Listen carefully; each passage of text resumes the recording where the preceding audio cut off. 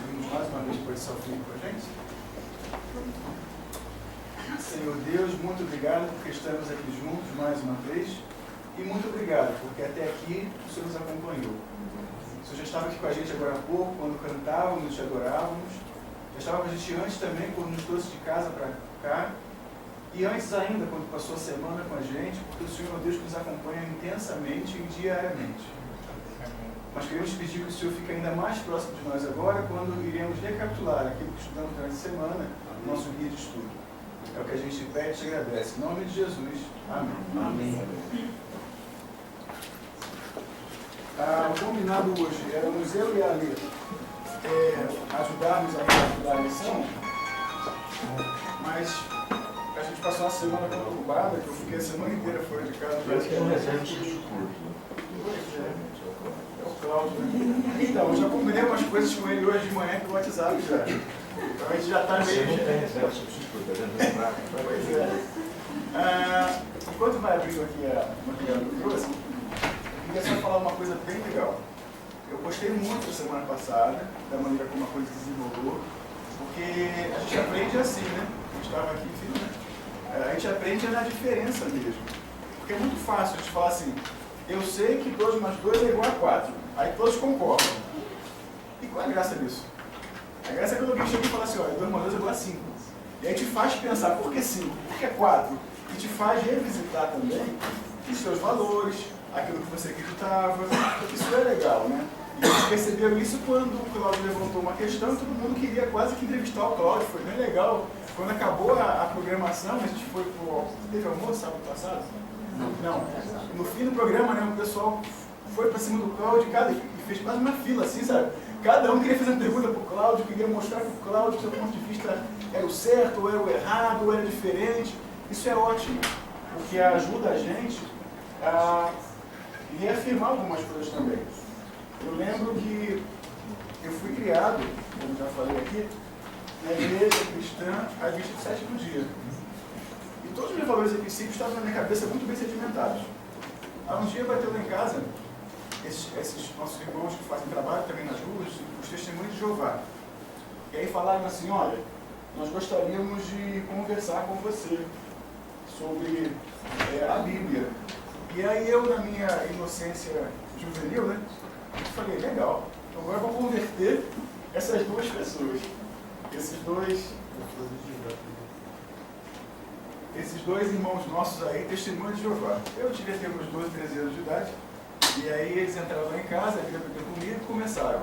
Tem esse versículo, isso quer dizer isso, isso, isso. E eu pensando, vai ser hora que eu vou conseguir convencer o que eu estou certo. E aí eu pensando, acho que agora você quer usar? Eu quero usar isso aqui. Desculpa.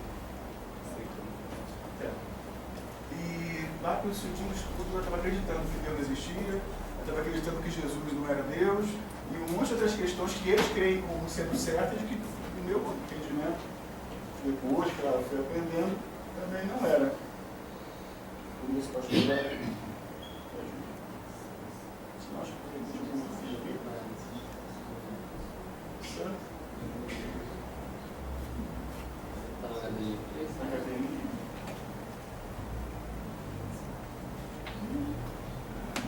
Deixa eu ver qual número é esse.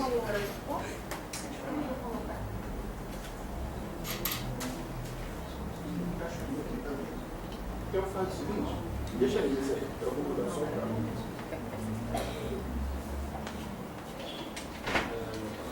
pode pelo nome.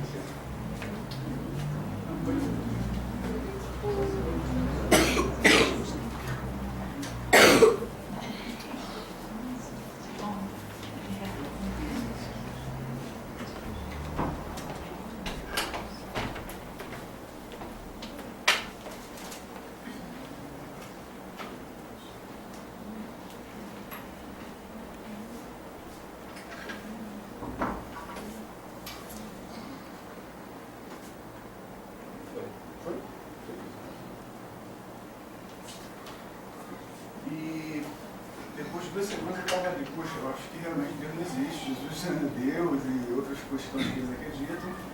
E meu pai teve que intervir na conversa para me ajudar, para me explicar, junto a eles também, um ponto de vista aquilo me fez voltar para a Bíblia de uma maneira que eu falei, puxa, achava que eu sabia tudo, achava que era fácil mostrar para alguém que eu acreditava. Então isso foi bem legal. A questão levantada no sábado passado foi essa aqui, olha. O grande conflito entre o bem e o mal existe? Né? Nós estamos estudando isso aí, né? Estamos estudando sobre esse tema, sobre esse assunto. Então eu queria dar uma dica. Nós estamos há 13 semanas, quer dizer, há 3 meses, estudando este tema. E hoje vamos estudar a lição número 11, o guia de estudo número 11. Então, para que a gente tenha um pouco mais de base, é legal que você também busque, se você não estudou, não leu, os temas passados. Onde é que a gente consegue achar isso? Ou no livro, como alguns trazem na mão, acho que está aí na mão, você pode comprar se quiser, e se quiser de graça, você vai lá, olha, nesse endereço aqui, olha, mais.cpb.com.br. Até no Google também, colocando listão de escola sabatina, uma data e o ano, aparece. Já aparece também, né? Aparece. Legal. Então, De graça? Esse aqui, de graça. Que coisa boa, agora não sabia disso não. Mas isso é bom demais, né? Não é? Esse aqui, então, Graças. olha, que legal. O Romário tem uma lição de coisa que alguém esqueceu e não buscou. Então, tem vários caminhos. Esse aqui é um dos caminhos. Está sem nome. Está de graça, então? Está de graça. Está sem nome? Tá? Esse é um dos caminhos que estou aqui mostrando para você, então. Depois de clicar lá em para ler e ouvir, escolhe adultos. Então vamos fazer assim, um resumo bem legal do que nós passamos até agora. Na lição 1 nós entendemos que houve uma crise no céu. E aí o texto que eu peguei, que resume bem aquela lição, foi esse aqui em Apocalipse 12, 7, 9, que fala assim: houve batalha no céu, Miguel e seus anjos batalharam contra o dragão, e batalharam o dragão e seus anjos, e por resto da história a gente já conhece já como aconteceu naquela lição. Mas só para você ter um pouquinho de água na boca, e ir lá e estudar um pouquinho mais da lição 1, para você ver como que a coisa começou. Na lição 2, vimos a crise no Éden.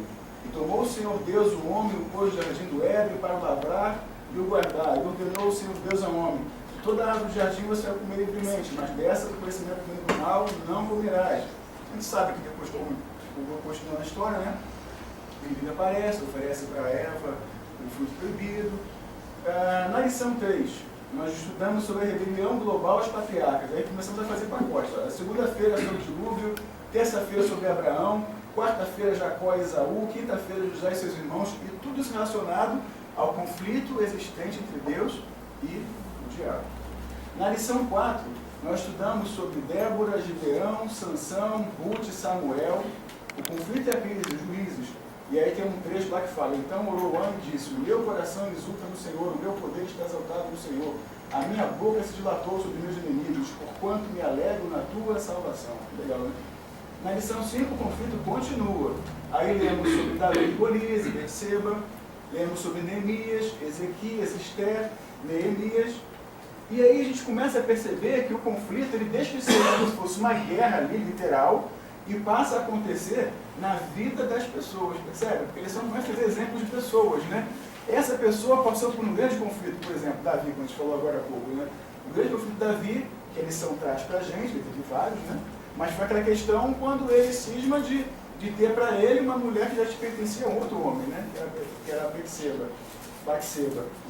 E aí, no meio da história toda, na lição 6, acontece que Jesus vem à Terra. E fala assim: porque o Filho do Homem veio buscar e salvar o que se havia perdido. Alguma coisa foi perdida, então o Filho de Deus vem à Terra para buscar e salvar aquilo que foi perdido. Nessa lição a gente estuda a vitória que ele teve nas tentações dele, que é um dos grandes conflitos da sua vida também, pessoal. Na lição... Na lição 7, os ensinos de Jesus e o grande conflito, e aí fala, por exemplo, muitos tipos de descanso, plantio e colheita, como que ele olha, como que ele visualiza esse grande conflito. A questão de construir sobre a rocha, a questão de não julgar para não ser julgado. Obrigado. A história sobre eu estou convosco.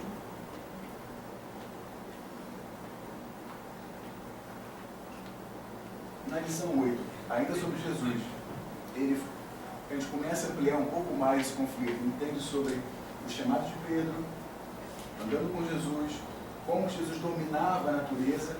A pergunta que fizeram a ele: quem é o maior no reino de Deus? Será que é o mais santo? Será que é o mais esperto, mais inteligente? Né? Ele fala: o primeiro é o último. Aquele que pensa no próximo, aquele que se humilha por alguém, esse é o primeiro. E o verso é lá: E disseram um para o outro: porventura não ardia em nós o coração quando pelo caminho lá de Emaús nos falava e nos abria as Escrituras? E aí um ponto bem interessante: quando Jesus fala com a gente, o coração arde. Tenha certeza disso. Quando você percebe Deus falando com você, o teu coração fica ali palpitando no coração. É um bom sinal de saber quando é que Deus está nos mandando fazer alguma coisa, falar alguma coisa.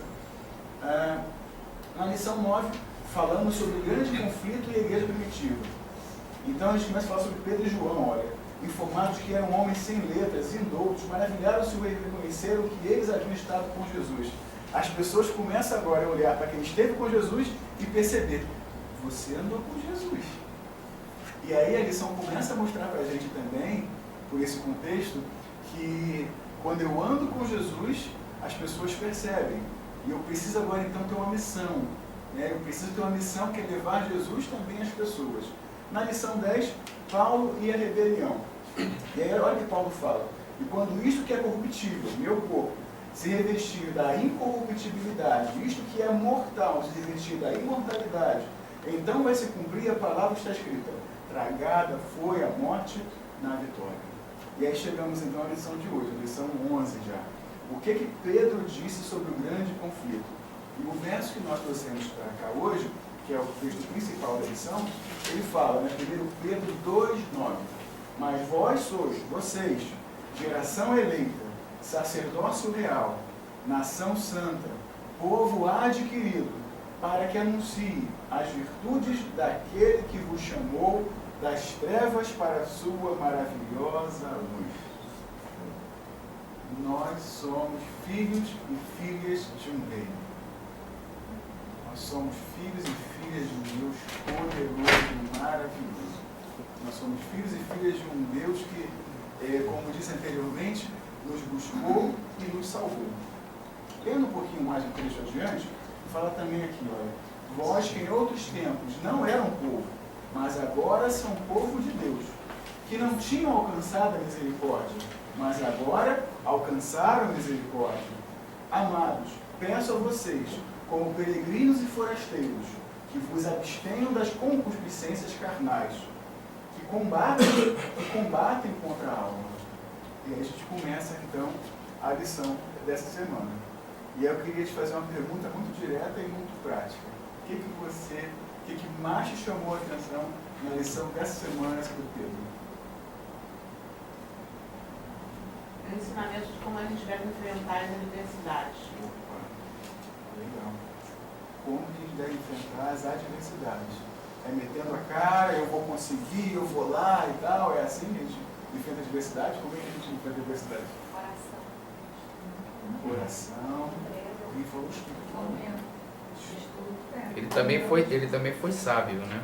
Ele soube a hora certa de fazer as coisas. É mesmo, né? Essa entrega de uma vontade de Deus, né? Saber deixar a vontade de Deus agir na nossa vida. Permitir Quando a que Deus gente tem seja o vontade, maestro, né? exatamente. É interessante que cada discípulo tinha uma característica muito forte, né? Mas eu acho que a gente pergunta para as pessoas, Pedro é o que mais chama atenção às vezes, né? É o que mais aparece, era o mais impetuoso, era o mais que estava ali com a cara na reta, né? Para dizer assim: eu estou aqui, Senhor. Né? Jesus aparece no mar lá para os discípulos, e aí, primeiro ele fala assim: Senhor, se é você mesmo, deixa eu andar na água igual você. Olha como é que ele era impetuoso, né? Alguns outros discípulos tinham outras características também. Por exemplo, tinha um discípulo que ele era o questionador. Ele perguntava muitas coisas para Jesus. Quando não tem André? Pois é. Discípulo André, não, quase isso. Era Filipe.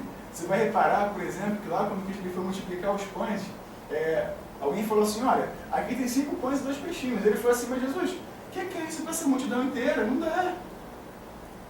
Não é? A gente tem um discípulo que ele era aquele que trabalhava nos bastidores. Era André, irmão de Pedro. Diz a Bíblia que quando o André ele ouviu a mensagem de Jesus, a primeira coisa que ele fez foi chamar o irmão dele, que era Pedro. Mais adiante, quando os gregos vão a Jesus, quando os gregos vão ao templo procurar Jesus, eles vão até André.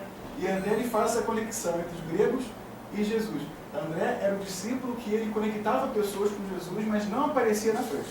Quando você lembrava daquela família, era assim, Pedro, na Bíblia aparece assim, Pedro e André, irmão de Pedro. É como se fosse alguém assim em segundo plano, né? Mas que tinha um poder, uma força tremenda. Tinha também Tomé, como nós conhecemos a história dele, né? As pessoas comentaram, né? Jesus esteve aqui. E ele falou assim, não acredito. Mas Tomé, ele esteve aqui, ele tinha o cabelo igual dele, tinha a roupa igual dele, falava igual a ele. Também disse, eu sou empírico, eu preciso provar, eu preciso colocar a mão, eu preciso sentir. E ele faz pensar uma coisa, você parou para pensar que nós hoje em dia queremos homogeneizar um temperamento, um comportamento cristão? Nós temos às vezes esse hábito de querer igualizar. Eu vou usar uma palavra que não talvez seja correta, mas transformar iguais pessoas que são diferentes. Já parou para pensar que nós fazemos isso muitas vezes? Né? Alguém chega como cristão, está começando a conhecer a mensagem agora e você fala, bom, vou te mostrar agora então quais são os princípios. Você precisa andar dessa maneira, precisa falar assim, precisa se portar desse jeito. E Jesus, ele trabalhou com os diferentes. E não tentou mudar as pessoas para que mudasse a sua maneira. Ele melhorava a maneira de cada uma, respeitando a sua individualidade.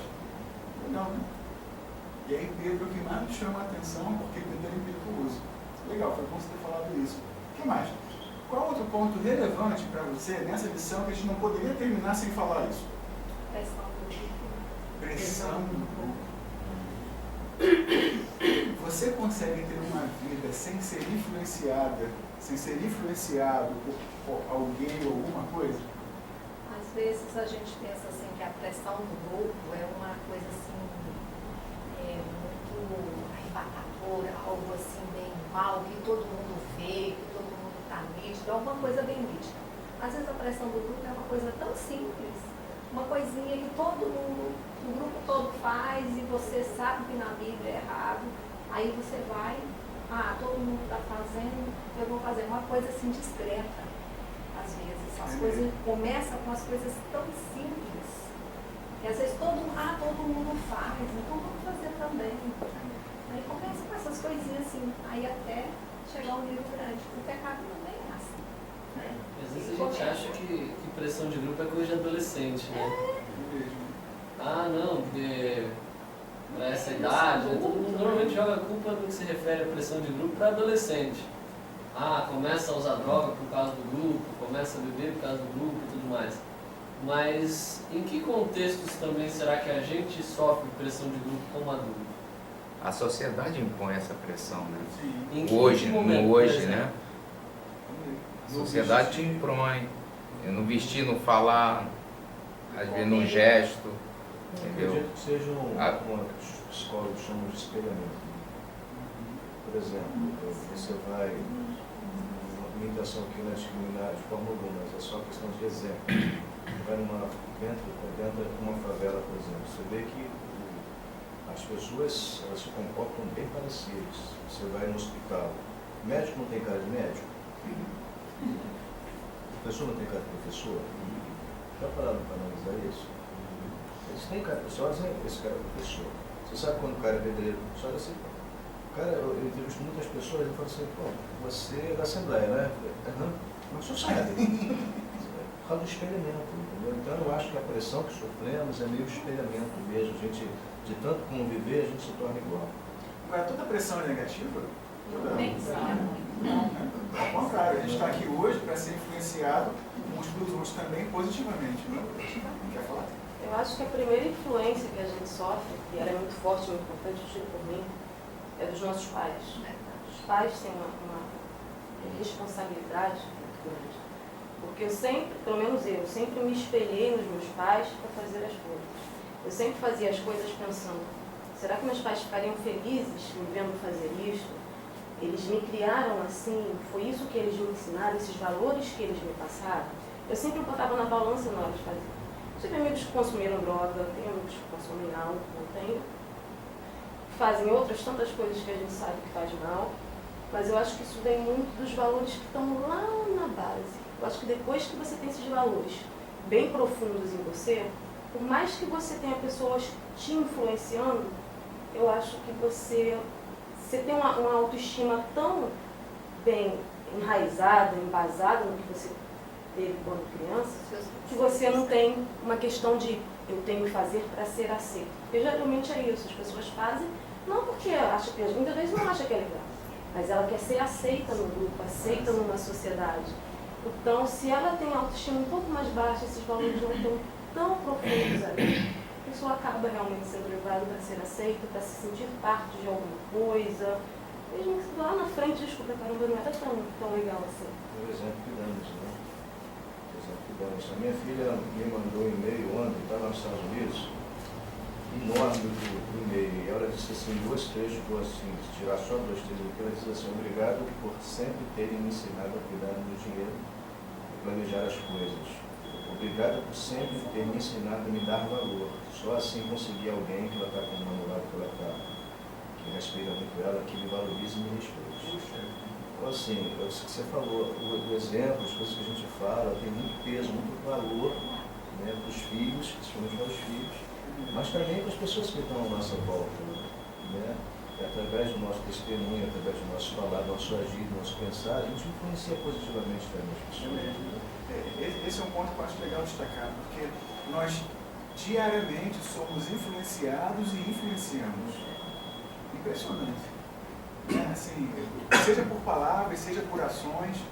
E o que Pedro está nessa semana, usando este tema, está nos convidando a fazer é refletir sobre qual percentual que estamos sendo influenciados e qual percentual que estamos influenciando. Uma outra comparação é, daquilo que estamos influenciando, quanto é positivo para o meu bem ou quanto é negativo para a minha desgraça, para a minha piora de vida.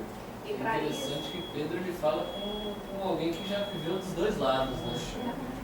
Você pega a questão da pressão de grupo, Pedro ele fala com propriedade de alguém que viveu a pressão de grupo. Quando Cristo está lá no meio do seu julgamento, ele é confrontado com a sua crença. E é muito fácil você levantar e defender os seus princípios quando não tem mais gente contigo. Quando você tem alguém para se apoiar, quando você tem alguém para te dar um suporte. Mas e quando é só você? É mais ou menos isso que Pedro passa ali. Ele vê que todos os outros discípulos tinham ido embora, com exceção de João, que também parece que estava meio no canto ali, se escondendo. E aí as pessoas começam a confrontá-lo. Eu acho que você estava lá com ele. Não, eu já te vi. E aí Pedro, ele vive o dilema, tanto é que depois Cristo tem que fazer todo um trabalho especial direcionado para ele, para que ele entendesse que ele havia sido perdoado e que ele também precisava se perdoar. E você vai ver que nas cartas de Pedro, uma coisa que ele sempre enfatiza é exatamente a questão da vivência. Olha, vocês são diferentes. Vocês são chamados para ser diferentes, não iguais. Eu falo como alguém que já passou por isso, eu sei que não é fácil. Mas em Cristo você pode conseguir suportar a pressão de grupo, não ser influenciado, mas influenciar. Eu ia falar mais ou menos isso que você falou, né, a questão do Pedro. E também que a falta, às vezes, de conhecimento das coisas nos faz ser influenciado pelos outros, né? Às vezes, às vezes a gente sabe que alguns alimentos, eles são alimentos que não fazem tão bem no nosso organismo. Mas e a falta de conhecimento, a gente vai ver alguém tomando do nosso grupo, né, ou usando aquele alimento e falar, é saudável, o fulano toma. Então, aquele fulano está me influenciando. Eu não estou tendo conhecimento do certo tipo de alimento. Às vezes ele que está usando também não tem. Né? Então, assim, a falta de conhecimento também faz. E Pedro, ele teve algum conhecimento e ele teve a mudança. A gente pode ver nas histórias de Pedro a mudança que ele teve. Sim. Né? Então, o conhecimento também é importante a gente conhecer. A gente conhecer o que a gente come, por que a gente deve se vestir diferente, por que a gente deve se comportar diferente, por que a gente tem que ter procurar hábitos mais saudáveis na vida, não só na vida alimentar, mas na vida espiritual, né? A questão do nosso cérebro, o que eu estou vendo, essas coisas. Porque deve haver uma mudança. Cristianismo não é só você vir, estudar e coisa. Deve haver alguma mudança em você, seus hábitos. Por isso que é bom a gente analisar a si próprio, né? Ou seja, eu ver os meus erros. Procurar. É bem legal que é essa questão. E aí tem uma dualidade aparente que é assim, ao mesmo tempo que precisamos ser diferentes, o chamado para Deus é que a gente vá ao mundo e viva no mundo. Ou seja, como é que a gente consegue agora fazer essas duas coisas? Ser diferente, mas estar com as pessoas. Então eu vou ser agora alguém que todo mundo vai andar de azul, eu vou andar de vermelho, porque eu sou de Jesus, eu tenho que andar diferente. Será que desta maneira? O que você acha? Eu acho que existe um momento da vida, todo mundo deve passar por isso. Eu estou tirando um pouquinho, humano, acho que todos somos iguais. Assim que, você imagina uma cena, você está caminhando, aí você chega numa encruzilhada, aí você tem 5 caminhos diferentes. Se você pega um caminho errado e você continua seguindo ele, a tendência é que você ande vários quilômetros até perceber o teu erro. Mas aquele ponto da encruzilhada, para mim, o que eles chamam de melhoria de processo na gestão de qualidade da vida, seria a causa raiz das coisas, né? Eles chamam de causa raiz. Você tem uma causa raiz daquele problema que afeta a tua vida toda. E as escolhas. Que é exatamente o momento da escolha do que você vai fazer, do que você vai escolher, que vai determinar quem você vai ser, o caminho que você vai seguir, quantos quilômetros você vai. Se vai ser quilômetros bons ou quilômetros maus. Sempre vai chamar de quilômetros maus. Né? Aí, não só completando, né? Então, o que acontece? Nesse momento da escolha, dessa causa raiz dos problemas, existe uma escolha ali naquele momento. Essa escolha naquele momento certo, da escolha certa, faz com que você realmente tenha caminhos melhores ou piores. E aí que é o ponto de reavaliação, né? Alguém mais quer falar sobre isso? Eu gostaria de falar assim, pode falar um pouco a ver alguns pensamentos, com respeito, porque eu entendo que essa decisão é muito fácil quando a pessoa já vem de berço de ouro. Isso. Quando a pessoa jamais se muda e o caminho já está errado, ela constrói o seu raciocínio, o seu pensamento, tudo em cima de base errada. Aí achando que é o certo. Mas é exatamente esse momento da encruzilhada, que todos nós temos uma oportunidade em algum momento, temos um discernimento do que é certo e errado, de fazer as nossas escolhas. Tantos exemplos que você sabe, agora mesmo que foi algum tempo aí de uma juíza que encontrou um ex-colega dela, ela era juíza e o cara era o réu. Os dois foram criados no mesmo ambiente, portanto tiveram escolhas diferentes. Bem, os pais influenciam, existe uma série de coisas, mas em um determinado momento da vida você se encontra numa encruzilhada e aí você reflete, pô, esse caminho não está legal, mas você decide por conta própria continuar seguindo. Essa é uma visão, né? Não é igual. Na Acho verdade, que você é criado. Você é teu irmão conhece uma mulher, você conhece o outro, ela tem, puxa para um lado, puxa para o outro. Isso vai. Mas a decisão é sua. Mas você não consegue, é uma coisa que é acho que eu entendi o que você quis dizer. Assim, deixa eu ver se eu entendi. Que às vezes nós já recebemos previamente ou por influência alguns princípios que para nós são certos, por mais que não sejam, que você passa uma vida inteira achando que aquilo é o certo, o absoluto. E é exatamente por isso que Cristo fala para nós não julgarmos, porque nós não conhecemos os motivos pelo qual aquela pessoa tomou aquela decisão. Entendo. Exatamente por isso que a gente pode julgar. Agora eu vou juntar vocês dois, tá? No meu entendimento. Que é, veja, ele também está certo quando ele fala que em algum momento eu tenho uma decisão a tomar. Só que nem todas as coisas erradas que eu faço na vida eu vou perceber antes de Cristo voltar, antes de eu morrer. E Jesus é maravilhoso. Isso. Porque a vida é feita de decisões, você fala com isso o tempo todo. Isso. O que você vai viver é o que você decidiu. Sim. Mas veja, Deus é tão maravilhoso que Ele não me julga por aquilo que eu deveria fazer, Ele me julga por aquilo que eu deveria fazer diante do que eu sei. Baseado no conhecimento que eu tive, que eu consegui ter ao longo da minha vida. E Ele é maravilhoso por isso. Entende? Deus não vai me comparar com o pastor. Olha, o pastor chegou até esse nível de santidade, você não chegou, infelizmente, você está lascado. Está fora. Você não tem a barba igual do pastor, você não tem um óculos igual do pastor. Isso é uma coisa boa. Mas não, ele vai avaliar o seguinte, tá bom, diante da sua vida, quais decisões você tomou? Quais argumentos você tinha para fazer? As suas decisões foram as melhores possíveis? Foram. Que ótimo. Então, estamos juntos. Complementando um pouco o que você disse, Nilo, Deus ele não julga apenas atos, ele julga intenções por trás desses atos. Às vezes eu posso fazer uma coisa boa com uma intenção ruim. Só de elogio, só de... Exatamente. Eu posso ajudar uma senhorinha a atravessar a rua, porque eu estou vendo que a rua está cheia de gente e o pessoal vai me dar um tapinha nas costas e falar, pô, que cara bacana. Fiz uma coisa boa pela intenção errada. Às vezes o que é errado. Eu posso fazer uma coisa errada por uma intenção certa, que também não vai fazer com que isso seja certo. Mas Deus ele conhece cada caso, ele julga cada ato e cada intenção por trás desse ato. Tentando complementar um pouco desse ponto, as circunstâncias em que cada um vive, de fato elas contribuem muito para a decisão que eu vou tomar. Mas elas não definem a minha decisão.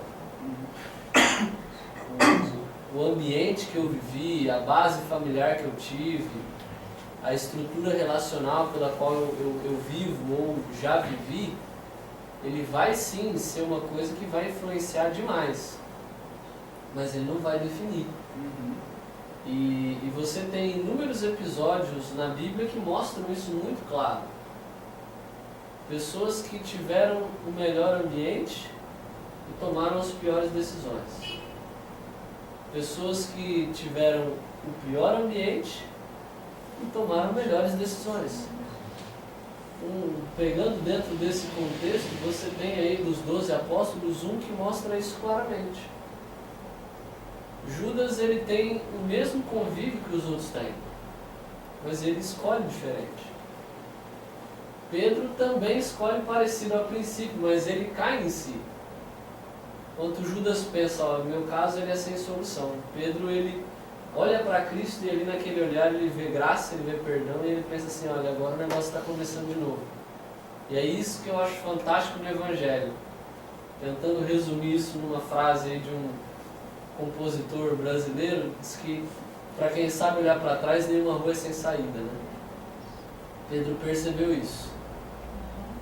Mas você precisa tomar essa decisão de olhar para trás e ver que você tem uma saída. Exato. Esse é o ponto. Isso é pessoal, é teu. Não adianta você estar ali. Eu queria falar, mas eu começo a falar, Pode falar. sabe? Você vê que está errado, é mostrado isso desde pequenininho para você. Tá? No caso, eu tenho 5 filhos. A educação de todos foi igual. Iguais, não teve diferença. Até o que eu criei, eu não falei para ninguém que ele era de criação, para não ver atrito dentro de casa entre irmãos.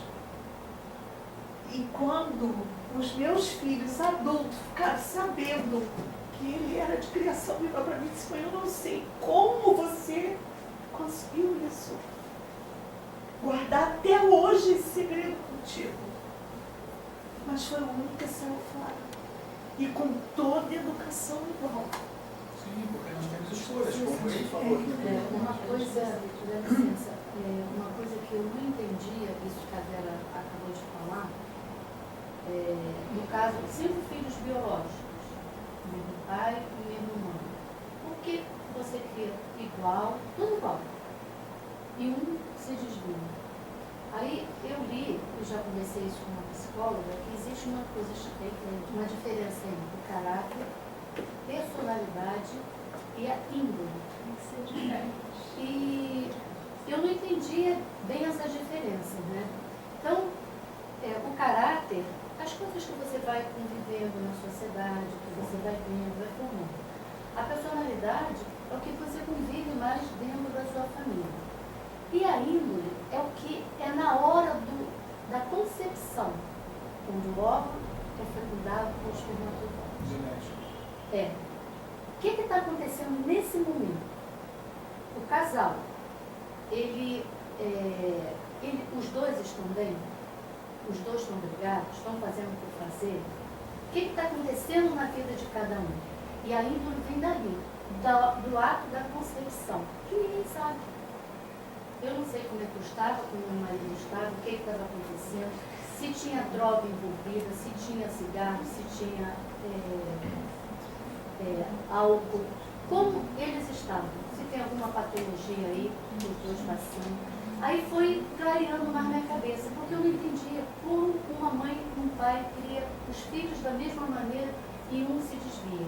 Eu estou falando de se desvia entre aspas. Eu sei que Deus pode tudo, mas isso é uma coisa que existe, e a gente não tem como mudar. Genética, né? Tem um ditado que diz que a goiaba nunca cai mais na goiabeira. Não, mas eu não entendia, porque às vezes é o que a Vera está falando, a gente julga. Pô, o que você fez de diferente? A gente julga o pai e a mãe. O que você fez de diferente para o seu filho ser assim? A gente não entendia. Eu não entendia isso. E isso foi clareando a minha cabeça, né? Porque aí a gente...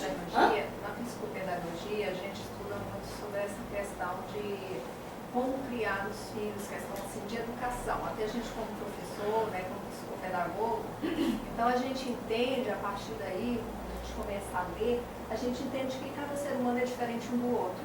Na minha casa são 9 irmãos, 3 da minha mãe, 4 da minha mãe e o restante do meu padrasto. Minha mãe criou cada um diferente. Eu precisava de um carinho a mais, porque eu não tinha o meu pai lá, era meu padrasto. A minha irmã, ela precisava de um afastamento de minha mãe e do meu pai, porque ela gostava muito de ficar sozinha. Então cada um tem que ser criado diferente, uma atenção diferente, mas às vezes, porque o ser humano é diferente. E mesmo assim, os erros e os acertos da vida, né? Tem a questão do caráter. E voltar um pouquinho só para o tema aqui, eu acho que esse ponto, ligado ao que a gente falou até agora, envolve uma questão que também é o livre-arbítrio. Exato. Você, pai e mãe, vai fazer o seu melhor, seja criando igual ou diferente. Mas assim como Deus nos respeita, também existe o respeito ao filho, de dar ao filho livre-arbítrio para que ele faça as escolhas também. Se o teu filho fosse um resultado imediato e obrigatório do teu esforço, ele não teria livre-arbítrio. Seria uma máquina, seria um computador pré-programado para fazer alguma coisa. Que bom que o teu filho pode escolher seguir os teus conselhos ou não. Isso é sinal de que Deus existe. E que Deus colocou em cada um de nós o livre-arbítrio também. Agora, voltando para o tema, eu só queria perguntar se você tem mais um comentário final, porque eu entendo que o professor ele mais coordena do que fala. Então, eu trouxe material inicial, vocês falaram, e eu tenho um material final a apresentar também. Alguém quer fazer mais um último comentário antes de mostrar esse material final? Deixa eu só estar falando aí dessa questão de pressão do grupo. Nós estamos vendo hoje uma fase, que já vem de um tempo, que está havendo uma completa inversão de valores. E essa inversão de valores, às vezes, nos coloca como uma pressão negativa no grupo, e eu aprendi que o sinal vermelho é para parar. Aprendi isso. Talvez seja um defeito. E o sinal estava vermelho, estava parado. E o meu grupo, dentro do carro, que é Denise e as crianças, o meu grupo, dentro do carro, e o grupo falou assim, você está parado no sinal? Né? Olha o grupo, olha, aí vem aquela menina que canta aí, que carioca. Mas gosta. explica que sinal. Não é qualquer sinal, é um sinal. Eu aprendi que vermelho tem que passar. Sinal perigoso. Aí a minha filha falou assim, papai, os outros estão passando. Esse cantor, os outros. Aí eu falei, mas os outros não são os outros, eu vou ficar parado. E aí eu justifiquei. Não é à noite. Não está no horário que é permitido. Aí, um outro argumento forte. Papai, mas olha lá, aquele outro já estava na frente. Mas eu estou parado, porque eu aprendi que sinal vermelho tem que parar. Então você vê essa inversão de valores, do que é certo, do que é errado, do que é bem, do que é mal. A gente sofre essas pressões diariamente, a todo momento. Até porque agora, mais do que nunca, o errado não está tão errado assim, porque virou certo. Então essa pressão do grupo, eu estou falando até a nível de política, e aí eu estou complementando para fechar o que você falou, que 2 mais 2 são 4. e eu e o Rogério aqui, estamos juntando a você, no direito, 2 e 2, eles podem dar qualquer valor, inclusive 4. Depende do advogado, né? Inclusive 4. Então, essa questão do grupo, o grupo te influencia a toda hora. E se deixar, o grupo te põe um terno pré-montado em você e você não pode ter vontade. E aquela história, Cláudio, quem estava dirigindo o carro? Você. A decisão era de quem? Quem estava falando que não podia acelerar e ir embora. Mas isso é uma coisa que eu aprendi, são os exemplos, né, que a gente aprende. E aí você vai simplesmente esquecer o que é positivo no comportamento que Jesus Cristo nos indicou e não tão positivo, ou seja, o livre-arbítrio. Ele nos ensinou uma coisa: respeitar os outros, isso é uma lei maior. Não faça com os outros o que você não quer que faça com você. E aí, como é que é? Você estava fora isso? Sim.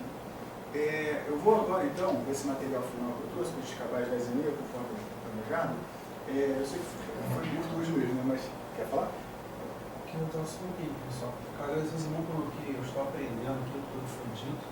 E a principal lição que eu tiro é a questão da referência. O que eu vi, a questão da referência, ela influencia muito para a questão da influência. Aquilo que eu tenho como referência, a influência, ela pode valer, mas a minha referência, quando eu vou para a questão espiritual, a minha referência é Cristo. Isso faz com que eu conviva aquele mundo com toda a influência, porém a minha referência é Cristo. É uma lição que está trazendo isso muito forte para a gente. O que o irmão falou ali, teve uma postagem que acho que está escrito, alguém colocou, dizendo que o errado é o errado mesmo que todo mundo faça. Porém o certo é o certo, mesmo que todo mundo faça. Então a nossa referência faz com que a filha do irmão ali, ela explique tudo aquilo que foi referência para ela. Minha referência também aqui são meus pais. Mesmo eu vendo que no meu pai e na minha mãe existem coisas que eu não concordo, eu faço, eu me abro com eles para falar que, ó, isso aqui nós não podemos fazer. Então, que possamos ter referência do alto, para que possamos ver aqui, sem a influência, que por vezes nós vemos que ela vai minando pouquinhas coisas, ela vai entrando, nós vamos permitindo, e nós temos que cessar. No momento, como o irmão disse, que a questão do errado está tão aberto, assim, não aceitando tanta facilidade, mas só isso daqui, não tem problema, só aquilo ali, é esse horário, aquele outro horário, isso pode, isso não pode, que possamos estar fixos realmente eu aprendi assim, que é a questão da referência ali. Acho que o comentário foi pertinente. Complementando isso, achei realmente fantástico esse ponto que você falou, a referência. Às vezes a gente tem uma referência boa, às vezes a gente tem uma referência ruim. É interessante que em Cristo a gente tem a referência máxima. Glória a Deus. A gente tem a referência máxima e aí quando a gente muda a perspectiva da referência, às vezes eu percebo que as referências passadas elas podem ser positivas ou às vezes elas precisam ser todas desconstruídas, né? E às vezes o processo ele vai ser longo, vai ser extenso. Às vezes eu olho só, rapaz, essa referência aqui bate com a minha referência familiar, bate com a referência que eu tive na escola. Às vezes eu vejo que a referência que eu tive, ela está em completa oposição com a referência de Cristo. E aí eu percebo que tem muita coisa para ser trabalhada. E é difícil, certas horas, você trabalhar isso dentro de Sim. você. Muito difícil. Leva tempo. Vamos lá. Precisa terminar. Você percebeu? Ele vai ter um troço, ninguém vai escolher. Você percebeu como é interessante quando a gente consegue participar? Como foi legal? Ele comentou aqui assim, Milo, a lição boa é quando todos participam, né? Quando todos comentam, quando às vezes divergem até mesmo. Então estude, nós temos uma lição outra para a semana que vem, e a ideia é essa mesmo, que cada um fale um pouquinho o que achou, o que pensou, o que é legal. Vou falar aqui, eu já estou. O Mário pode falar ou falar semana que vem? Não, é sobre o assunto da pressão de grupo. Na minha opinião, aqui, nessa casa onde tem amigos frequentando e aprendendo o que está na Bíblia, e tomando decisões de mudar o seu estilo de vida, talvez estejam sendo pressionados pelo grupo que está na sua casa. Sim. Os filhos, os pais. Sim. Agora sim, acho que o comentário, eu até peço perdão, Cláudio, que eu vou abrir para uma coisa que ele me confidenciou, mas eu acho que vale a pena, você vai entender. Sábado ele fosse comigo, sábado passado lindo. O que eu estou mais gostando neste grupo é que todos aqui se aceitam, né?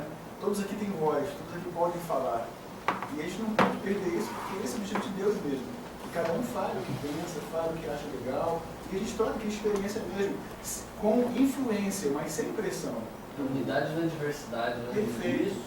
E aí eu queria, então, diante disso, agora eu trouxe um bônus aqui na lição. Eu queria falar publicamente que eu concordo com o Cláudio que ele falou sábado passado. Ninguém fale nada. Ninguém fale nada agora, porque a discussão agora continua semana que vem. Então eu trouxe apenas 5 slides para mostrar por que eu concordo com o Cláudio. Posso? Sábado passado eu não falei sobre o tema, então agora é minha vez de mostrar uma coisa. Tem uma história, lá numa guerra, na Segunda Guerra Mundial, isso foi um fato verídico mesmo. A guerra estava muito difícil em alguns frontes. E o exército americano estava perdendo muita coisa já. Até que, numa última investida, eles conseguiram juntar um último esforço para mandar um exército enorme, com muita arma, para vencer a guerra de vez.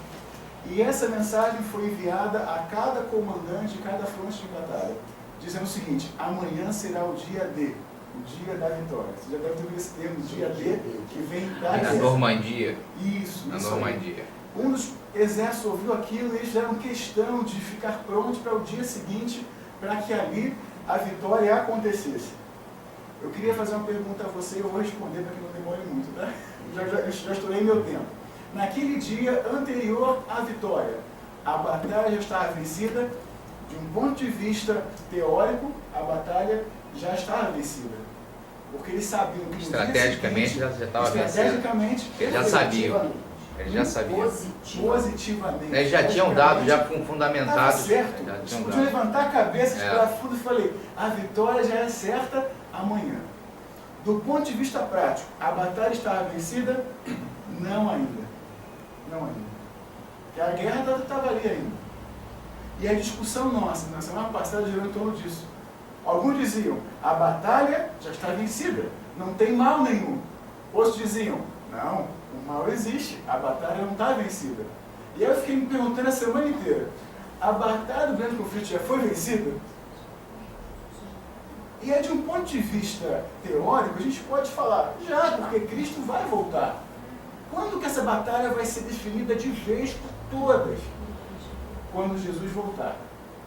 Mas se você der um passo atrás, ela já foi vencida quando Cristo morreu na cruz.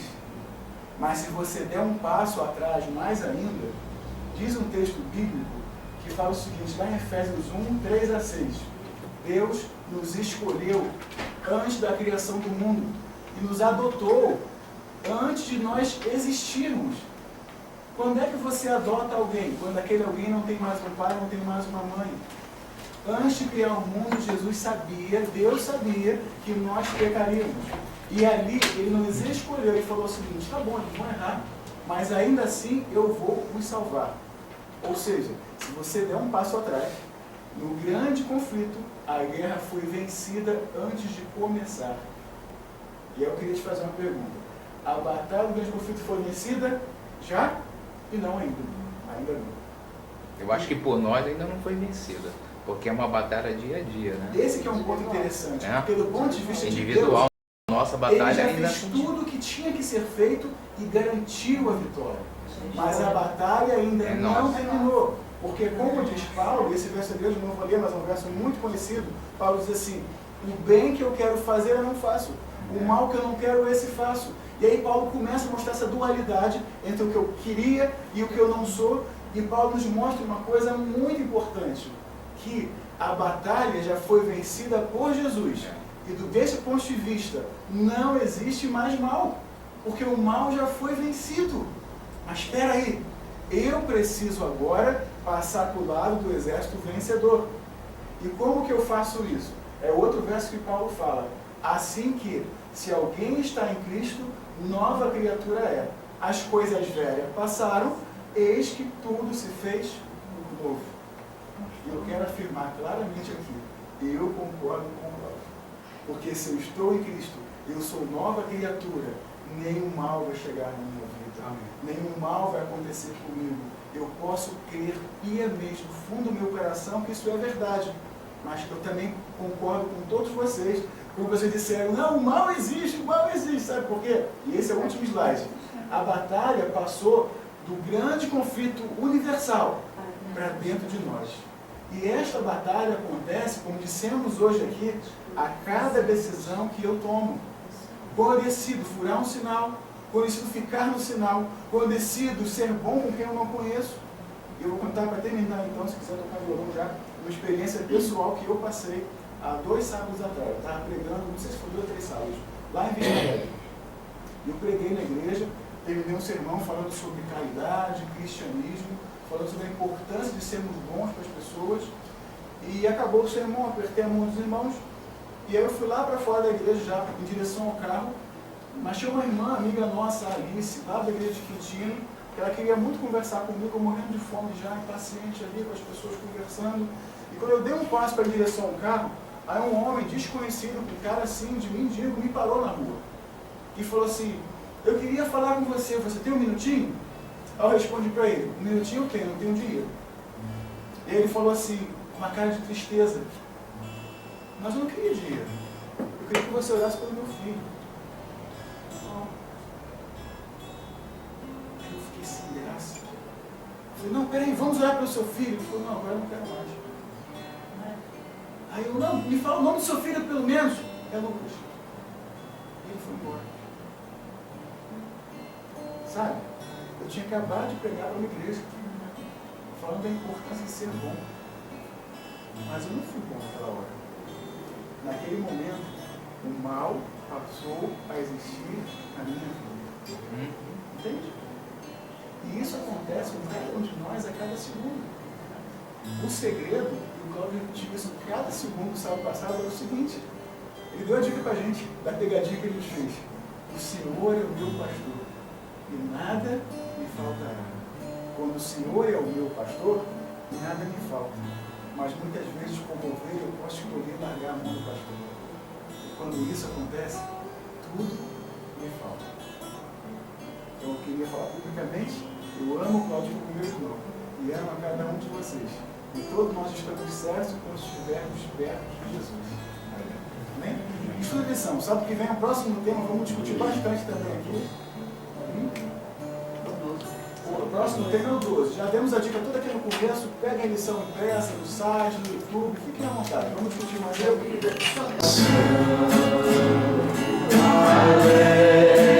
Hoje canta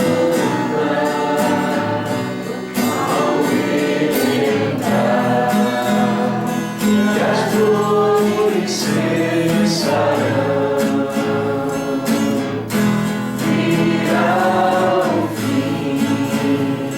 A este mundo escuro, meu lar será as terras de Sião.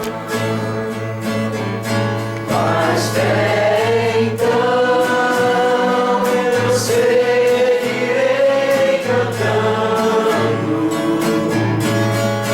Até então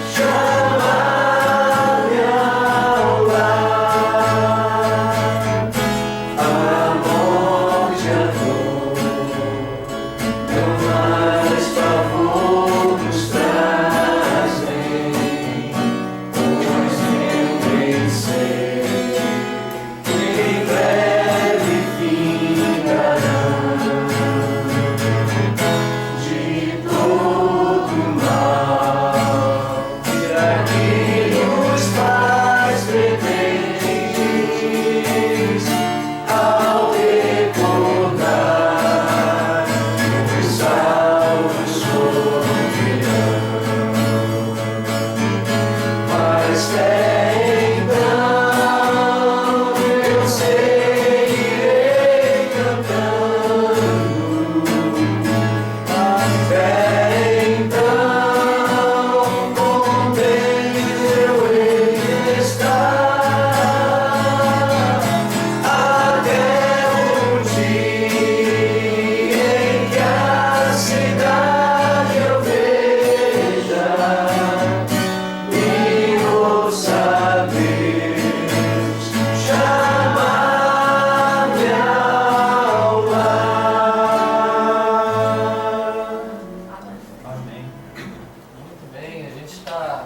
se aproximando do nosso momento de estudo e reflexão da palavra. Mas antes da gente começar, eu quero convidar aqui a Denise, né? Eu sou ruim com o nome, mas eu lembro, eu gravei. A Denise, alguns sábados atrás, ela fez um pedido pelo irmão, né? Deixa eu ver se eu lembro do nome do irmão. Acho que o nome do irmão Roberto. E algumas coisas já se desenrolaram de lá pra cá e ela gostaria de fazer mais um pedido aqui. Ele parece que vai perder o rim mesmo, que parece que é um tumor maligno, mas a gente está com muita esperança que esteja só ali, né? Pelo que o médico falou, né? E parece que a cirurgia dele vai ser sábado que vem. Então eu quero pedir a vocês oração, que os médicos sejam os instrumentos de Deus, né? Eu acredito nisso, né? Eu me lembro que toda vez que tinha alguma cirurgia na minha casa, quando a gente era criança, a minha mãe sempre colocou todos nós assim nas mãos de Deus, né? Isso está vindo muito forte no meu coração, que não são os médicos que operam, mas é Deus que está ali atuando, né?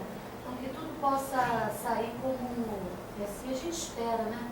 Que seja a vontade de Deus, mas que a gente quer que o nosso irmão esteja assim curado, né? Dessa enfermidade. Aí eu pedi o pastor para fazer uma nova oração para entregar, né, essa cirurgia no meu irmão, que deve ser, né, pelo tudo que indica sábado que vem. Tá bom? Eu sei que tem muita gente orando aqui por ele. Vamos continuar orando pelo Roberto. Eu queria saber se mais alguém gostaria de trazer algum pedido para que a gente orasse juntamente, assim como vamos orar pelo Roberto. Mais alguém gostaria de fazer algum pedido especial de oração para algum amigo, para algum amigo neste familiar? Eu pedir para o meu irmão Rafael. Ele tem muita dificuldade de se formar no emprego. Existe uma grande espiritual no meu irmão. Ele não tem nenhum tipo de religião.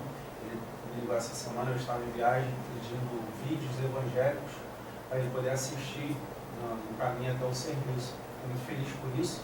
A gente está sempre orando, pedindo por ele. E mais uma vez ele conseguiu um emprego.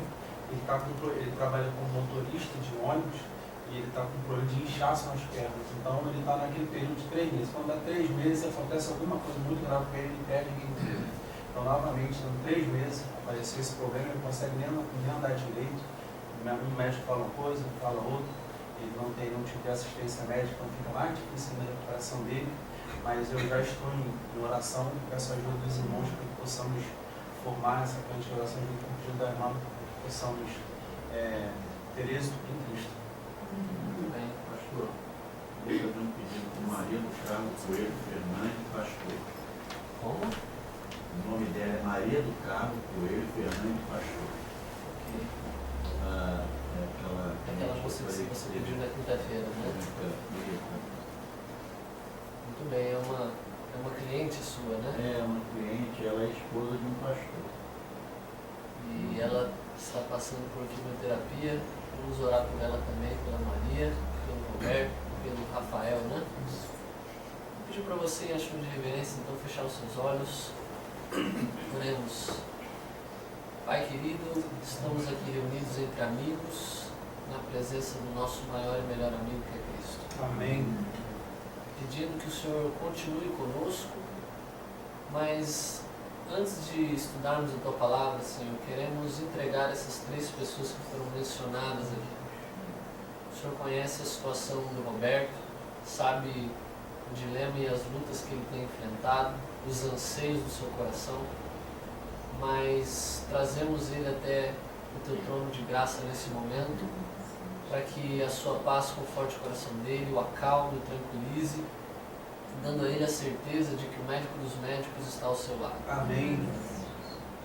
Que essa cirurgia seja conduzida pelas Tuas mãos, Senhor, porque o Senhor é aquele que não pode errar. Oramos também em favor da Maria, que está passando por um quadro de câncer também, que nesse tratamento de quimioterapia ela consiga restabelecer a sua saúde. Oramos também pelo Rafael, que vive dilemas profissionais, mas espirituais também. Que ele encontre em Ti a motivação necessária, o cuidado e a proteção e a condução em cada aspecto da vida dele também. Amém. E agora, Pai querido, oramos em favor de cada um aqui.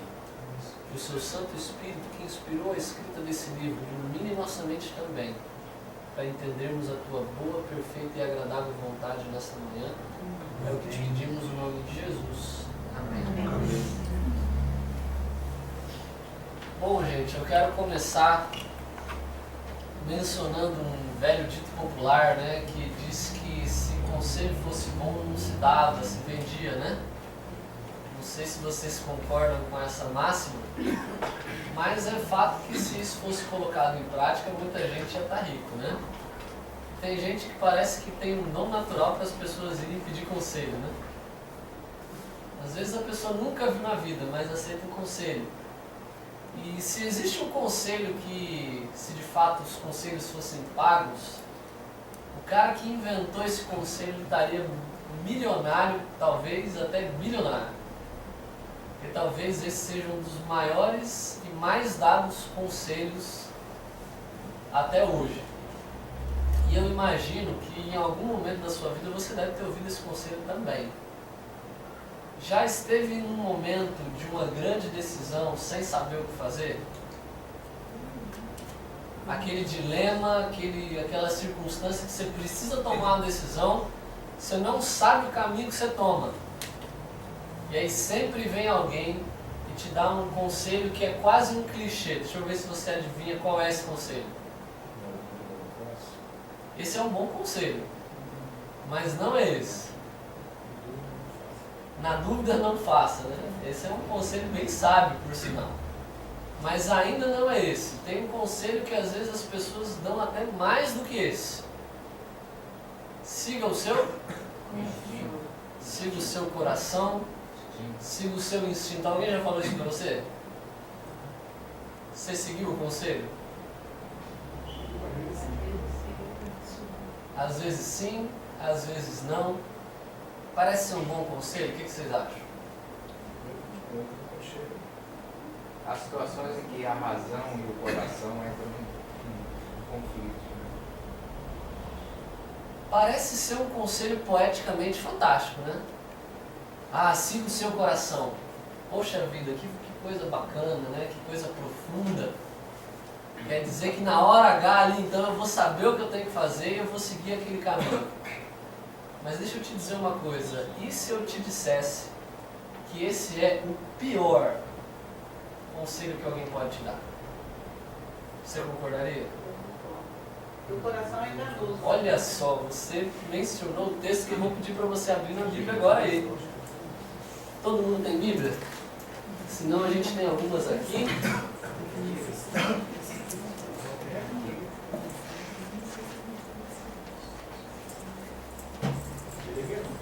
Jeremias, abra sua Bíblia em Jeremias.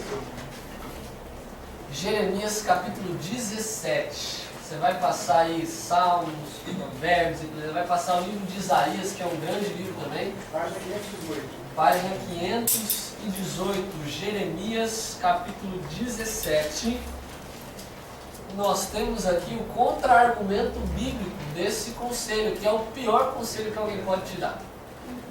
Seguir o seu coração é talvez a pior decisão que você toma diante de uma circunstância difícil. Parece bonito, parece profundo, parece poético, mas seguir o nosso coração é a certeza de que a gente vai fazer uma péssima escolha. É ter a certeza de que a gente vai quebrar a cara nas decisões que a gente precisa tomar. O profeta Jeremias, dando um recado divino, no verso 9, ele fala para a gente o seguinte, Deus falando por meio do profeta Jeremias, enganoso é o coração. Mas o coração ele não é só enganoso. Piora, o que mais que ele é? Bom? Algumas traduções dizem desesperadamente corrupto. Perverso. A minha fala incorrigível. São várias traduções que sintetizam a mesma coisa. Enganoso é o coração, mais do que todas as coisas. Desesperadamente corrupto ou perverso, incorrigível. Quem o conhecerá? A Bíblia apresenta para a gente o quadro da nossa realidade. Eu estava comentando ali agora há pouco com o Cláudio e o Rogério de que eu não acredito em coincidência. Mas se eu acreditasse, eu diria que o assunto de hoje parece que coincidentemente tem muito a ver com o que a gente começou a ver aqui com a lição, né? Essa questão do mal, essa questão do bem. A Bíblia, ela fala que o nosso coração, ele é enganoso. Ele é desesperadamente corrupto. E a Bíblia, ela vem falando isso pra gente, que o nosso caso, o nosso problema, ele já vem de fábrica. Deus, estava comentando ali com o Cláudio, Deus ele criou o mundo perfeito. Ele nos cria a sua imagem e semelhança. Mas o intruso muda tudo isso, e o nome desse intruso se chama pecado. Pecado muitas vezes a gente entende como sendo um ato. Ah, é uma coisa errada que eu fiz. Mas quando você vai e começa a estudar um pouco mais a Bíblia, você começa a perceber que pecado está muito mais envolvido com condição do que com ato. Cometemos pecados porque somos pecadores. E essa imagem de Deus com o pecado, ela começou a ser apagada em nós. E o nosso coração, ou a nossa mente, a fonte das nossas decisões, ela começou a ser tremendamente afetada e infectada por esse estado de pecado. A ponto de que nós já nascemos com uma natureza corrompida e ruim. Se você voltar um pouquinho na sua Bíblia, lá no Salmo 51, volta alguns livros aí no meio da sua Bíblia praticamente, o Salmo 51, ele retrata de uma forma muito clara essa realidade. Página 400, obrigado Nilo. Salmo 51, verso 5. Eu vou pedir para alguém ler para a gente esse texto. Quem puder ler para a gente, Salmo 51, verso 5. Eu nasci na iniquidade, e em pecado me concebeu minha mãe. Alguns chegam até a dizer que Davi foi fruto de uma relação não correta aos olhos de Deus, quando ele fala que eu nasci em iniquidade e em pecado me concebeu a minha mãe. Mas o que ele está querendo descrever aqui, se você continuar lendo o contexto do Salmo 51, você vai perceber que Davi ele quer retratar a sua condição. Ele está dizendo o seguinte: eu já nasci pecador, eu cometo erros, eu cometo falhas, eu cometo pecados, porque eu sigo o meu coração, um coração desesperadamente corrupto, mais do que todas as coisas, mas eu já nasci com essa inclinação para fazer o que é errado. Nós já naturalmente, por causa do pecado, nascemos maus. Pode parecer muito forte isso, mas é o que a Bíblia está nos dizendo. O salmista ele fala: em iniquidade eu fui concebido, porque meus pais são pecadores, e em pecado me concebeu a minha mãe, eu já nasci pecador. Mas você pode dizer assim: pastor, um bebezinho é mau? O que ele faz de errado? O que ele faz de errado? Tem coisas que antes a gente sabia só de ouvir, né? Pergunta, o que ele faz de errado? Eu vou te dizer agora com conhecimento de causa. Tem um verso que fala: antes eu te conhecia só de ouvir, mas agora os meus olhos veem. Aplicando isso num outro contexto, né, completamente diferente, eu pego a minha realidade hoje. Alguns já tiveram a oportunidade de conhecer meu filho, né? O pequenininho Samuel. Samuel está com 3 meses agora. E é interessante quando você olha um bebê pequenininho, recém-nascido, como que isso que Davi fala começa a ficar cada vez mais nítido e evidente.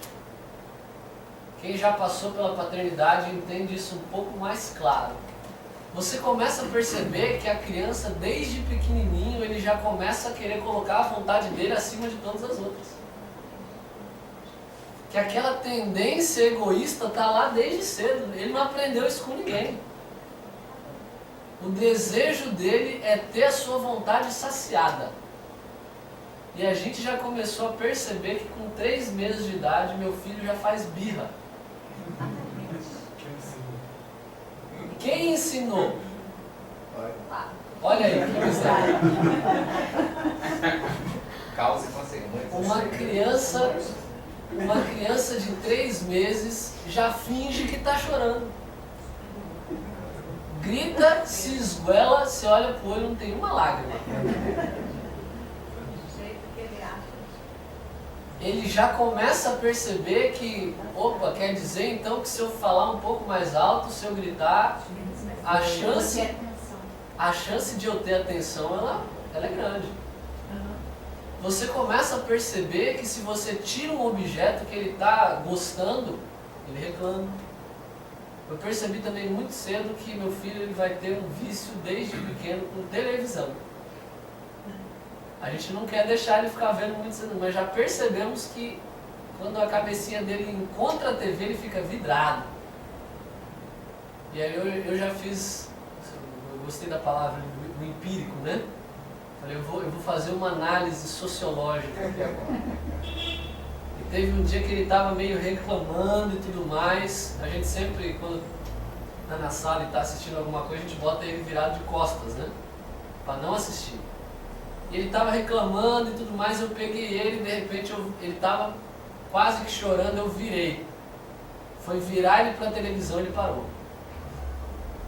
Falei, vou ver se é coincidência. Eu virei ele de volta para mim, deu alguns segundos ele começou a reclamar de novo. Eu virei de novo, parou.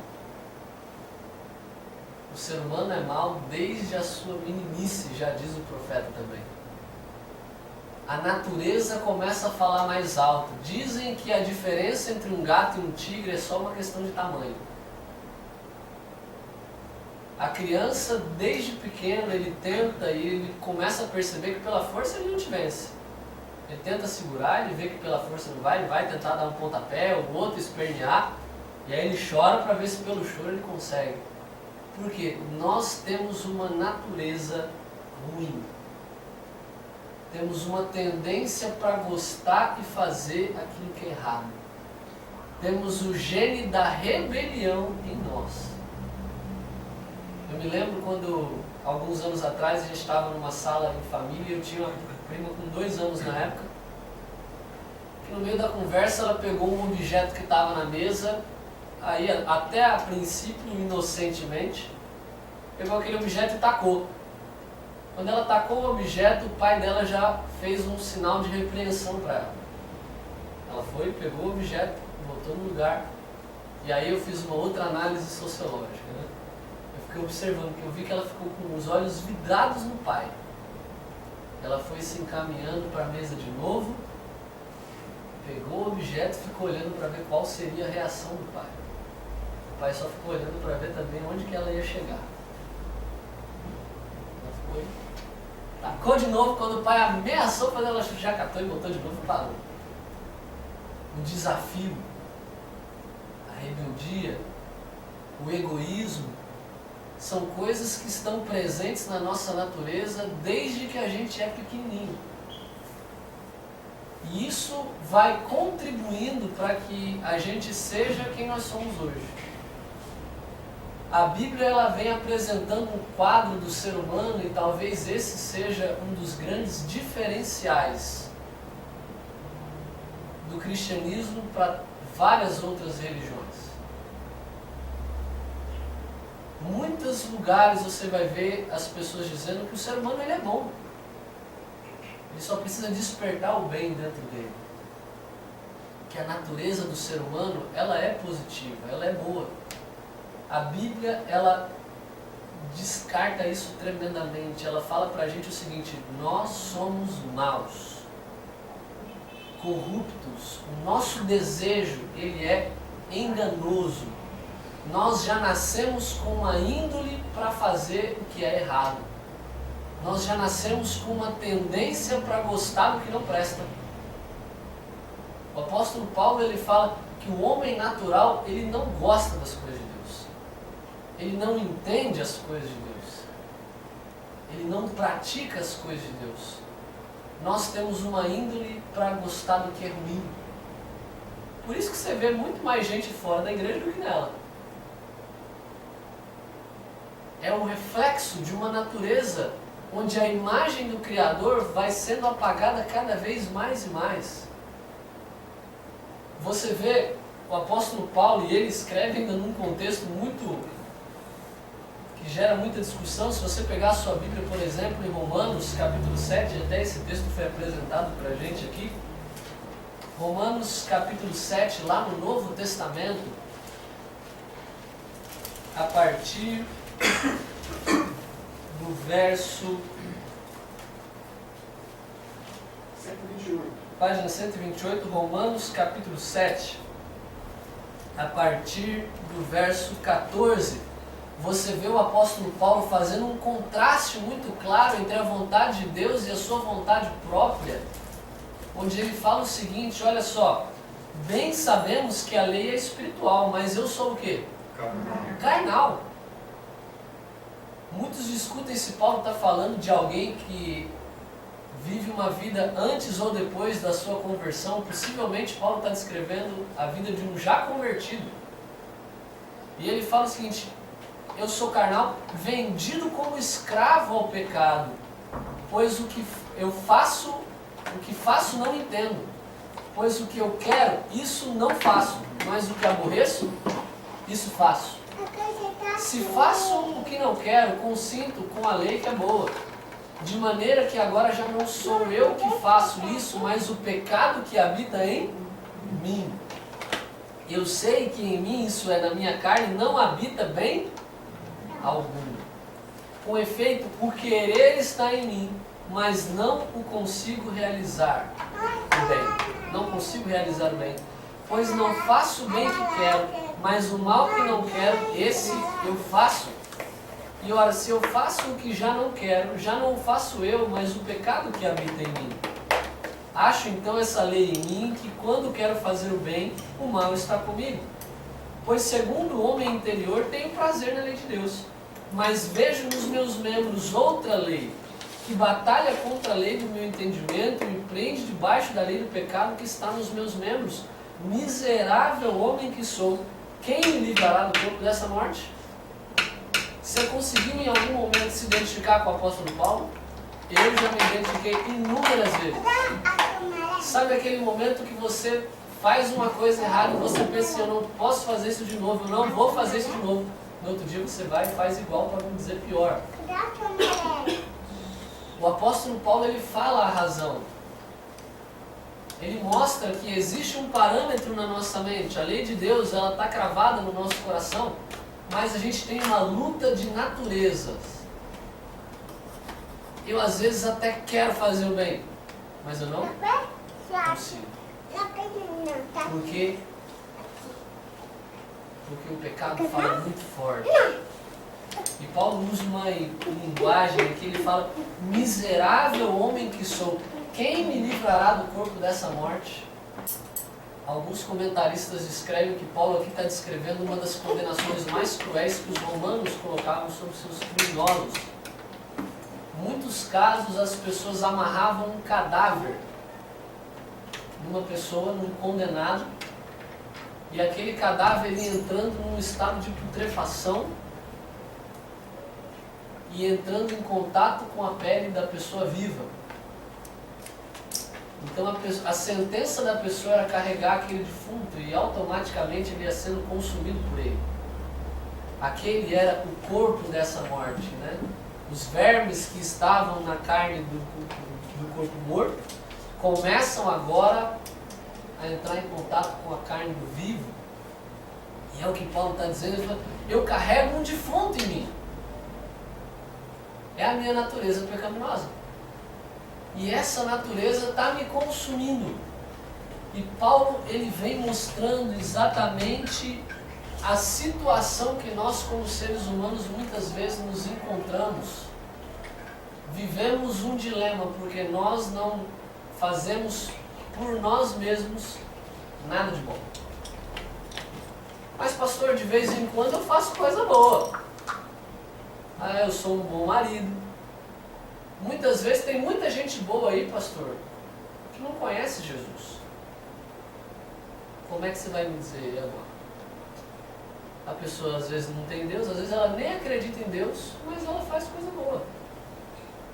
E essa natureza ruim que você está falando? Tiago, no capítulo 1, ele vai falar que toda boa dádiva e todo dom perfeito vem de quem? Vem do Pai das luzes. Isso quer dizer que Deus ele pega a nossa natureza ruim e ele começa aos poucos a dar manifestações da sua presença em nós. Toda boa atitude, por mais que às vezes a pessoa reconheça ou não a fonte, ela vem de quem? Vem de Deus. Repete essa frase. Deus ele pega e às vezes ele reflete a sua glória na nossa natureza caída.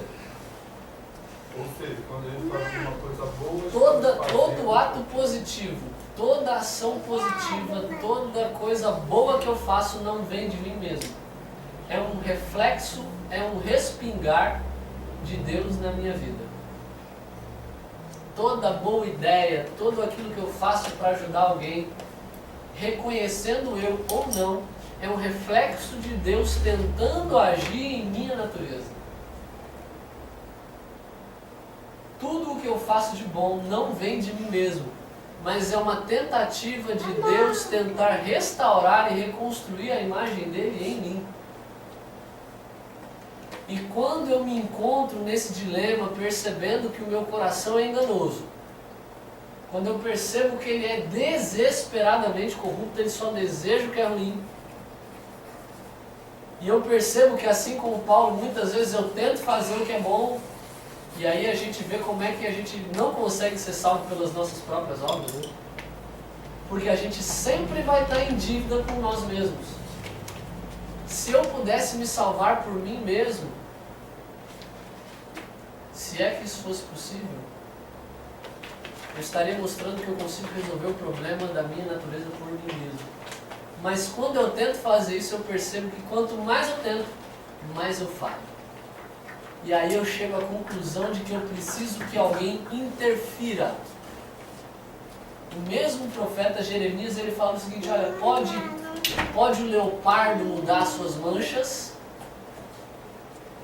pode o etíope mudar a sua pele, podem vocês, sendo maus, fazer o que é bom?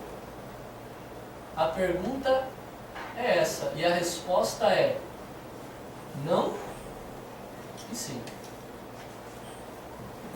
Não no sentido de que sozinho eu não consigo resolver o problema, mas sim no sentido que alguém pode realizar isso em mim. Uma vez estava um grupo de cristãos reunidos e o tema dessa reunião era tentar encontrar aquilo que de fato era diferente do cristianismo em qualquer outra religião.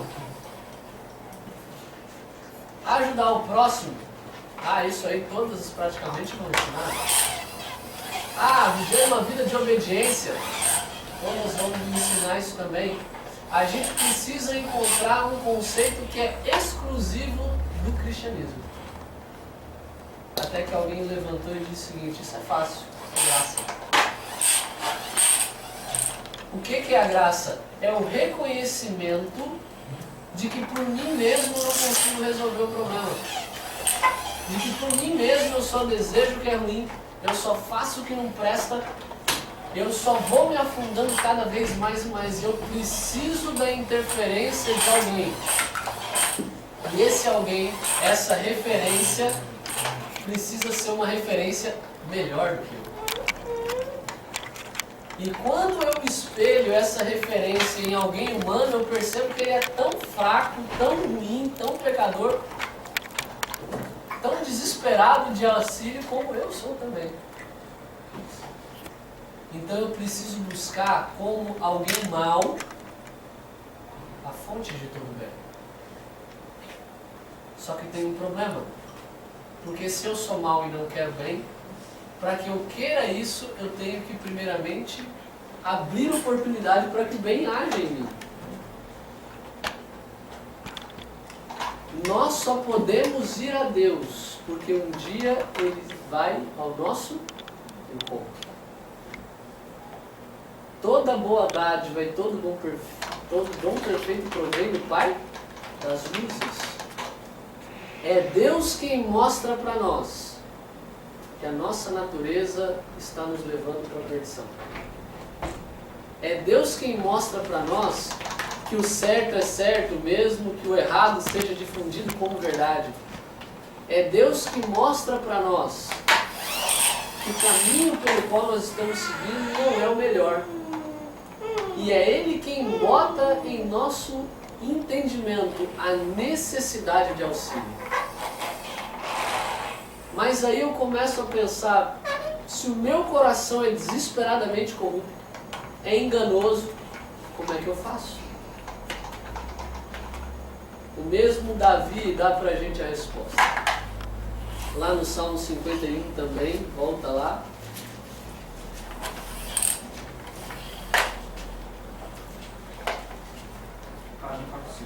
Página 400, Salmo 51. Eu quero ler agora o verso 10. Salmo 51, verso 10, o mesmo Davi que fala, olha, eu já nasci em pecado, eu tenho uma tendência para fazer o que é errado, eu não consigo fazer o bem. Ele chega ao reconhecimento de que ele precisa de ajuda e que essa ajuda não pode vir por ele mesmo. E aí no meio do Salmo ele dá uma pérola de esperança e sabedoria para a gente. Ele fala o seguinte: cria em mim, ó Deus, um coração puro e renova dentro de mim um espírito inabalável ou reto. É interessante que o verbo criar, que Davi usa aqui, é um verbo que apenas aparece para Deus. O verbo hebraico bará é o mesmo verbo que é utilizado lá em Gênesis 1, quando fala que no princípio criou Deus. É um poder criativo que nós, como seres humanos, não temos. É um poder exclusivo de Deus, que normalmente está relacionado ao poder criativo de Deus para criar coisas, se necessário, do nada. O que Davi está dizendo é o seguinte: Senhor, o meu coração é podre, o meu coração é ruim. Não adianta simplesmente você desobstruir uma artéria, não adianta simplesmente você abrir uma veia, você tem que tirar ele inteiro e me criar um novo coração. O que Davi está dizendo é: Senhor, muda a minha natureza, porque eu não consigo mudar por mim mesmo. E se necessário, Senhor, começa do zero. Se necessário, arranca esse coração ruim que eu tenho e cria, pelo seu poder infinito, um coração novo. Me dá um espírito inabalável, me dá um espírito reto, me dá um coração puro. Esse é o pedido, o clamor de Davi, que deve ser o nosso clamor também. Existe alguém aqui nessa manhã que precisa pedir para Deus dar um novo coração? Que precisa pedir para que Deus nos ajude a enfrentar e lidar com esse coração enganoso e desesperadamente corrupto, que está cansado de tomar más decisões?